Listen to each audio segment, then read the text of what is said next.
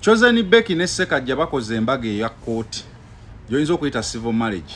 Kati kankubulire ebikwata ku mbaga eyo nga yo actually si ku Chosen Becky naye ku mbaga eyo. Omanyi mu Uganda tuyina ebika by'embaga bina mu mateeka ebikkirizibwa. Tuyina embaga eya church marriage. Ogenda wali erubaga n'ogenda na mirembe ne bakuteekako empeta. Tuyina gye tuyita customary marriage.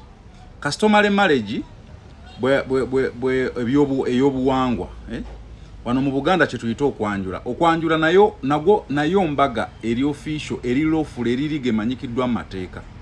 Era oba oliyo nga bakwanjula ne wotamukaka nnyo mpeta already oli official mateeka omanyikiddwa. Then eyokusatu ye Islamic marriage oba Muslim marriage. Eyo abamu bagiyita nika ndowooza ffe tugiyita kuwoowa abatali basiraamu. Then esembayo yeyo gye tuyita civil marriage. Civil marriage ye ey'omu kkooti. Era gye ngenda okwogera ku njala omuntu agimanye bweri bwe kyekitegeeza ejja etya.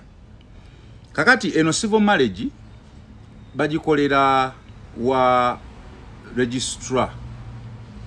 Bagikolera wa registrar general. Mu Kampala, bw'obeera mu Kampala gye bagikolera ku office za NIRA. National Identification Registration Authority, something like that. Kunira emabegako wali nga tetunayingira mwaka guno.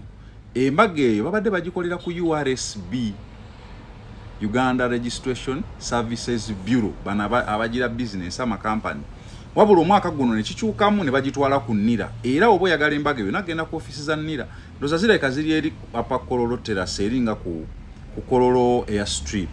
Kati embaga eyo gyebeera. Atali mu Kampala, embaga eyo bw'oba ogyagala osobola okugenda ku ewakaawo chief administrative officer ku district na yakwasaganya embaga eyo.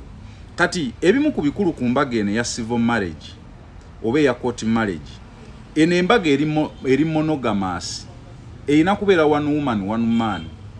Teriiko mbunzize wano batugatte nyinayo omulala, munzize wano batugatte noono. Tebiriiyo mwene embaga. It is strictly one woman one man. Era ne woba oyinago obadde oyinayo okugenda okugatta wali mwina kusooka ku divorcinga ate n'obujulizi.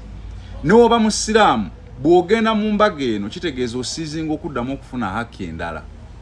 Ne woba obadde oyina haki n'osalawo okugenda mu kika ky'embaga eno ng'oli musiraamu, oba tokyasobola kuddamu kukola ki? Oba tokyasobola kuddamu kufuna ki? Kufuna mukazi mulala. It is strictly monogamous.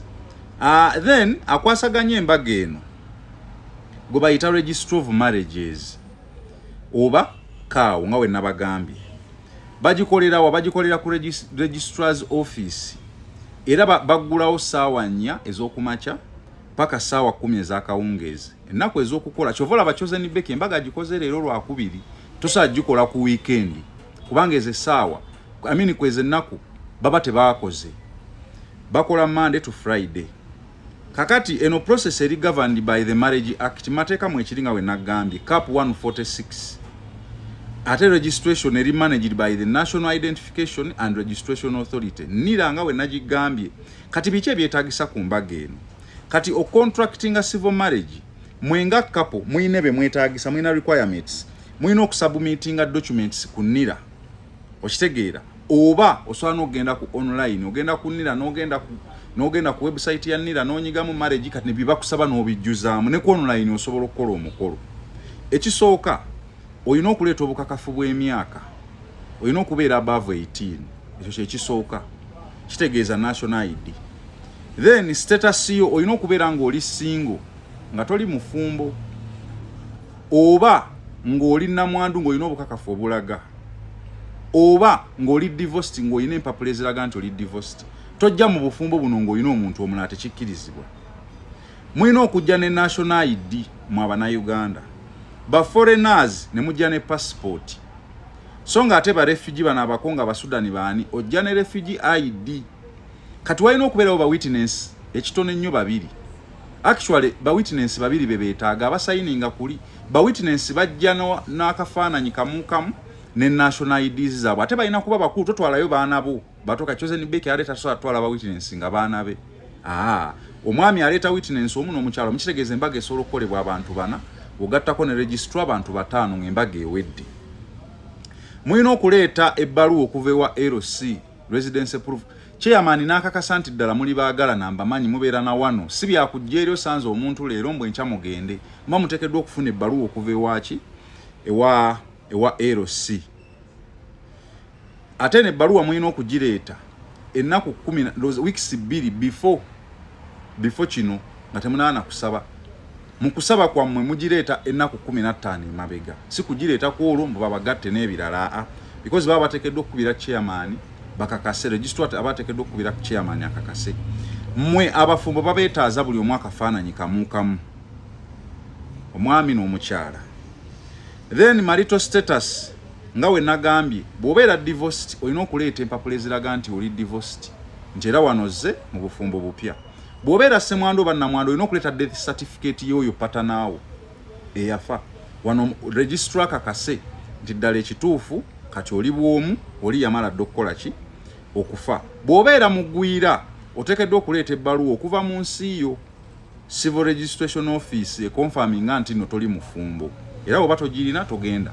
Then kati bannayuganda musasulayo ssente mu banka obakolera embaga eno osasula emitwalo 26.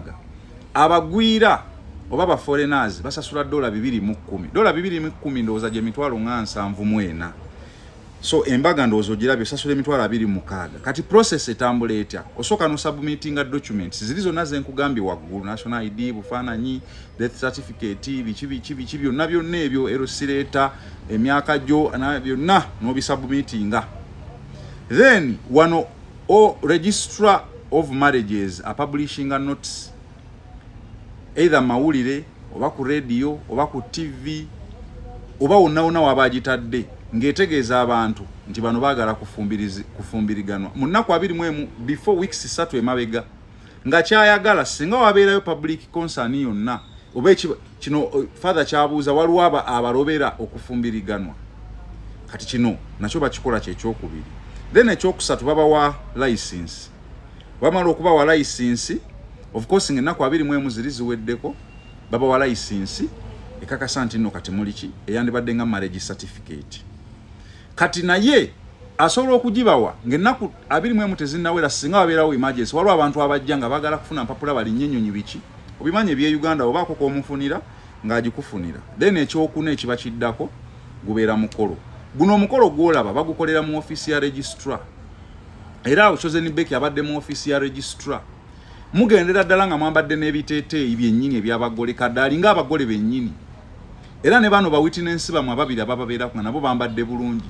Sigendera mu bisando kinumbu babawe ebbaluwa mugendera ddala ng'abagole ne babakuba n'ebifaananyi nga muli ne registrar abeera na mulamuzi akola ku ebyo ng'ebyamateeka byonna abimanya asobola okutaputa marriage act cap 146 ne mugenda. Legal recognition guno omukolo nagambye gumanyikiddwa mu mateeka ga Uganda ze marriage nnya ezimu kwezi zimanyikiddwa era gwe omukyala oba tolina kwezo nnya ze nkugambye omanya toli officially marriage toli legally married oli mu kawundo kakubye ddinisa.